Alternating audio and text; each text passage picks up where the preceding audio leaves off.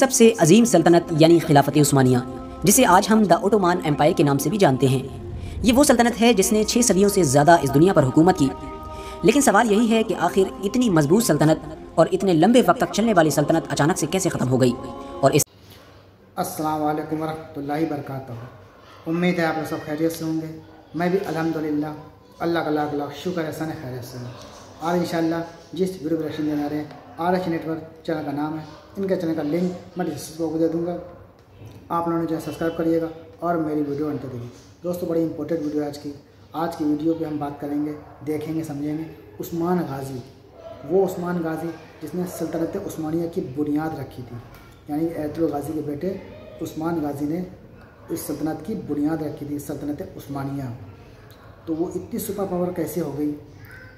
اور ایک معمولی سا قبیلہ تھا، ترکوں کا معمولی سا قبیلہ تھا، جس کا یہ پتہ نہیں تھا آج یہاں کل وہاں پرسوں وہاں وہاں، اور وہ دیکھتے دیکھتے ایسی سپر پاور بنی جس نے 600 سال سے بھی زیادہ اس دنیا میں حکومت کی، اور سب سے لمبے وقت کی حکومت کی، اور اتنی ایک دم سپر پاور۔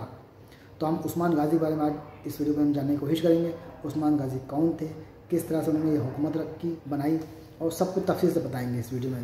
تو چلیے بنا دیری کے ویڈیو اسٹارٹ کرتے ہیں، پھر اس کے بعد کرتے ہیں۔ ویڈیو اچھی لگے تو شیئر ضرور کریے گا۔ ویڈیو میں ہم شروعات کرتے ہیں ارطغرل غازی کے بیٹے اور خلافت عثمانیہ کی بنیاد رکھنے والے سلطان یعنی عثمان غازی کی۔ ناظرین گرامی، ویڈیو شروع کرنے سے پہلے بس چھوٹی سی گزارش ہے کہ نئے آنے والے حضرات ہسٹری کی اسی طرح کی نالجبل ویڈیوز پانے کے لیے ہمارے چینل کو سبسکرائب کریں اور پاس ہی میں موجود بیل آئیکن کو بھی دبا دیں، اور ہماری حوصلہ افزائی کے لیے ہماری ویڈیو کو ہمیشہ لائک ضرور کیا کیجیے تاکہ اسی طرح کی نالجبل ویڈیوز کا یہ سلسلہ ہم جاری رکھ سکیں۔ دوستو، یہ کہانی شروع ہوتی ہے 13ویں صدی سے۔ 13ویں صدی میں خلافت عثمانیہ کی بنیاد رکھی گئی تھی، اور پھر اللہ تعالیٰ نے اس سلطنت کو ایسے ایسے عظیم سلطان دیے جنہوں نے نہ صرف اپنے باپ دادا کی اس سلطنت کو بچا کر رکھا بلکہ دن بدن اس سلطنت کو بڑھاتے چلے گئے۔ ناظرین گرامی، اگر بات کریں عثمانی سلطنت کے بارے میں تو ان کے جو آبا و اجداد تھے، یعنی ان کے باپ دادا، وہ کردستان کے رہنے والے تھے۔ لیکن منگولوں کے دور میں جب منگولوں نے ان پر چڑھائی کی اور ان کے ایریے میں جا کر خوب ڈاکہ زنی کرنے لگے تو یہ لوگ وہاں سے منتقل ہو کر ارطغرل غازی کی قیادت میں اناطولیہ میں ہجرت کر گئے۔ اناطولیہ پہنچ کر ان لوگوں نے وہیں پر اپنا سب کچھ ڈیرا ڈال لیا۔ ناظرین گرامی، جس وقت عثمانیوں کے باپ دادا نے ارطغرل غازی کی قیادت میں اناطولیہ کی طرف ہجرت کی، اس وقت یہ قبیلہ یعنی جسے قائی قبیلے کے نام سے جانا جاتا تھا 100 خاندانوں اور 400 گھڑ سواروں پر مشتمل تھا۔ اس وقت اناطولیہ میں ترکی نسل کے ہی لوگوں کی سلطنت تھی۔ اس سلطنت کو سلجوق سلطنت کے نام سے جانا جاتا تھا۔ اس سلطنت کے بادشاہ کا نام سلطان علاء الدین تھا۔ یہ سلطنت اپنی ترقی کا دور گزار کر اب اپنے بربادی کے دور پر گامزن ہو چکی تھی۔ حالانکہ اس بات سے انکار نہیں کیا جا سکتا کہ سلجوق سلطنت نے ہی مسلمانوں کو الپ ارسلان جیسے حکمران دیے تھے، جنہوں نے صرف 15,000 کی فوج کی مدد سے 1 لاکھ کی فوج جو رومیوں کی فوج تھی اسے شکست دے کر ان کو اپنا غلام بنا لیا تھا۔ لیکن اب یہ سلطنت پوری طریقے سے کمزور ہو چکی تھی، اور اس سلطنت کو جہاں ایک طرف منگولوں کا ڈر تھا وہیں دوسری طرف یہ رومیوں سے بچاؤ کے لیے جستجو کر رہی تھی۔ ناظرین گرامی، ارطغرل غازی جب اپنے چھوٹے سے قبیلے کے ساتھ اناطولیہ پہنچے تو اناطولیہ کے راستے میں ہی 2 فوجوں میں آپس میں لڑائی ہو رہی تھی۔ اس جنگ کو جب ارطغرل غازی نے دیکھا تو ان دونوں فوجوں میں سے ایک فوج جہاں بہت زیادہ طاقتور اور تعداد میں بہت زیادہ تھی، وہیں دوسری فوج بہت زیادہ کمزور اور تعداد میں بہت زیادہ کم تھی۔ لہٰذا وجہ یہ تھی کہ ارطغرل غازی فطرتاً ایک بہت بہادر اور بہت رحم دل انسان تھے۔ لہٰذا اسی وجہ سے ارطغرل غازی نے اس کمزور اور کم تعداد والی فوج کا ساتھ دیا۔ جس فوج کا ارطغرل غازی نے ساتھ دیا تھا وہ فوج تھی سلجوق سلطنت کی، لیکن ارطغرل غازی کو ذرہ برابر بھی اس بات کا علم نہیں تھا۔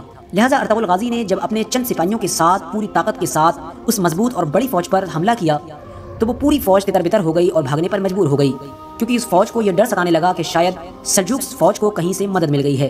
لہٰذا سلجوق سلطنت کی وہ چھوٹی سی فوج جو اپنے آپ کو ہارا ہوا مان چکی تھی، ارطغرل غازی کی مدد سے فتح یاب ہو گئی۔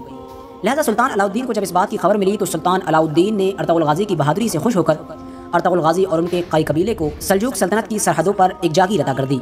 لہٰذا وہیں پر قائی قبیلہ آباد ہو گیا، اور اس طرح سے سلجوق سلطنت کے سلطان یعنی سلطان علاء الدین کو بھی ایک وفادار اور ایک طاقتور دوست مل گیا تھا۔ ناظرین گرامی، اس دور میں سلجوق سلطنت کے کمزور ہونے کی وجہ سے اس کے بہت سے امیروں نے اپنی خود مختاری کا اعلان کر دیا تھا، لیکن ارطغرل غازی نے کبھی بھی سلجوق سلطنت کے خلاف بغاوت کرنے کی نہیں سوچی۔ وہ ہمیشہ سلجوق سلطنت یعنی سلطان علاء الدین کے وفادار بن کر رہے، کیونکہ وفاداری ان کے خون میں تھی۔ 1258 یہ وہ سال ہے کہ جس کو اسلامی تاریخ میں ایک کالے سال کے طور پر یاد کیا جاتا ہے۔ اسی سال بغداد، جو اس دور میں اسلامی دنیا کا سب سے ترقی یافتہ شہر مانا جاتا تھا، اس پر منگولوں کے راجہ یعنی ہلاکو خان نے حملہ کیا تھا۔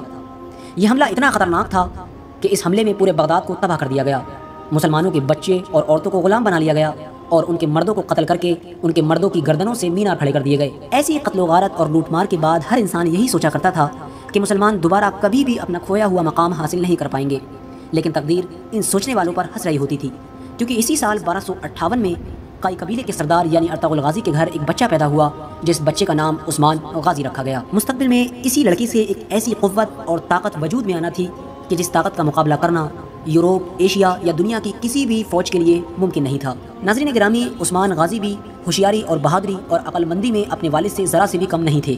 وہ بھی بالکل ارطغرل غازی کی ہی طرح وفادار اور بہادر تھے۔ عثمان غازی بھی اپنے والد کے نقش قدم پر چلتے ہوئے سلجوق سلطنت کے وفادار رہے۔ جوانی کے دنوں میں عثمان غازی ایک بزرگ کے پاس علم سیکھنے جایا کرتے تھے۔ اس بزرگ کی ایک بہت ہی خوبصورت اور حسین و جمیل صاحبزادی تھی۔ اس صاحبزادی کا نام مال خاتون تھا۔ عثمان غازی نے جب اس مال خاتون کو دیکھا تو وہ ان پر فدا ہو گئے اور انہوں نے اس بزرگ کے سامنے مال خاتون سے نکاح کرنے کی پیشکش ظاہر کی، لیکن وجہ یہ تھی کہ عثمان غازی بہت ہی امیر گھرانے کے تھے، وہیں دوسری طرف وہ بزرگ بہت غریب اور درویش تھے۔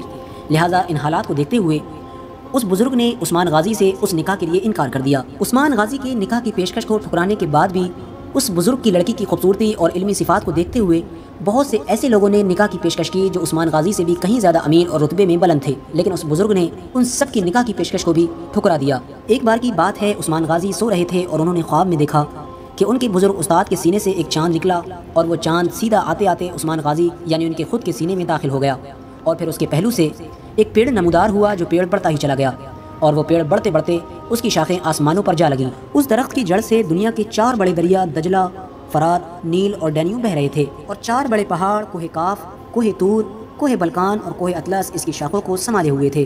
اور پھر اچانک ایک دم سے تیز ہوا چلی اور اس درخت کے پتے اڑتے اڑتے ایک عظیم الشان شہر کی جانب چلے، جو شہر 2 بر اعظموں اور سمندر پر واقع تھا اور ایک انگوٹھی کی طرح دکھتا تھا۔ عثمان اس انگوٹھی کو پہننے ہی والا تھا کہ اچانک سے اس کی آنکھ کھل گئی۔ اس نے یہ خواب اپنے بزرگ استاذ کو سنایا جن کے پاس وہ روز علم سیکھنے کے لیے جایا کرتا تھا۔ عثمان کے اس خواب کو سن کر وہ ولی صفت بزرگ استاذ فوراً سمجھ گئے اور انہوں نے اللہ تعالیٰ کی حکمت کو سمجھتے ہوئے اپنی بیٹی کا رشتہ حضرت عثمان غازی سے کر دیا۔ دوستو، لیکن اس وقت تک عثمان غازی سوائے سلجوق سلطنت کے ایک جاگیردار کے علاوہ کچھ نہیں تھا، کیونکہ وہ سلجوق سلطنت کے ایک وفادار جاگیردار تھے۔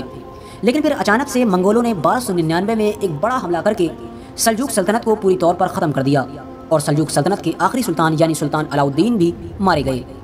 سلطان علاء الدین کے قتل ہو جانے کے بعد عثمان غازی اب بالکل آزاد ہو چکے تھے اور اب وہ پورے طور پر آزاد تھے کہ وہ اپنی سلطنت کو قائم کر سکیں۔ اپنے ابتدائی دنوں میں عثمان نے جنگ و جدل کرنے کے بجائے رحم دلی اور انصاف پسندی سے کام لیا، اور یہی وجہ رہی کہ وہ غیر مسلم اور مسلم ہر طرح کے لوگوں میں بڑے ہی ادب و احترام کے ساتھ پہچانے جانے لگے۔ لیکن عثمان غازی کی اس نرمی کو دوسرے ترک سرداروں نے عثمان غازی کی کمزوری سمجھا، لیکن یہ ان سرداروں کی سب سے بڑی بھول ثابت ہوئی۔ ان سرداروں نے صلیبیوں سے گٹھ جوڑ کر کے عثمان غازی کی سلطنت پر حملہ بول دیا، لیکن عثمان غازی نے ایک کے بعد ایک تمام سرداروں کو شکست دینا شروع کر دی اور ایک کے بعد ایک عظیم قلعے فتح کرنا شروع کر دیا۔ عثمان غازی کی ترقی کو دیکھتے ہوئے جب صلیبیوں کو خطرہ ہونے لگا تو انہوں نے منگولوں کے ساتھ گٹھ جوڑ کر کے منگولوں کو عثمان کی سلطنت پر حملہ کرنے کے لیے راضی کیا۔ جب منگولوں نے عثمان غازی کی سلطنت کے اوپر حملہ کرنے کی تیاری کی تو عثمان غازی نے بھی خبر سنتے ہی اپنے بیٹے اورحان غازی، جسے مستقبل کا بادشاہ بننا تھا، اس کو ان کے خلاف جنگ میں بھیجا۔ اورحان غازی نے بھی اپنے باپ عثمان غازی کے بھروسے کو قائم رکھتے ہوئے اتنی ہوشیاری اور بہادری کے ساتھ ان منگولوں کا مقابلہ کیا اور اتنی خطرناک شکست دی کہ وہ دوبارہ زندگی میں کبھی بھی عثمانیوں کی طرف نہیں بھٹکے۔ رومی سلطنت یعنی صلیبیوں کے بہت سارے علاقوں کو فتح کرنے کے بعد عثمان نے بروسا شہر کا بھی محاصرہ کر لیا اور یہ محاصرہ 10 سال تک لگاتار جاری رہا۔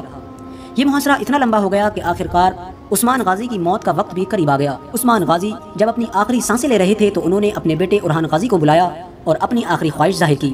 عثمان غازی نے اپنے بیٹے اورحان غازی سے کہا کہ تمہارے باپ کی آخری خواہش ہے کہ تمہارے باپ کو بروسا شہر میں دفنایا جائے، لہٰذا اب ایک بیٹے کے امتحان کی گھڑی تھی۔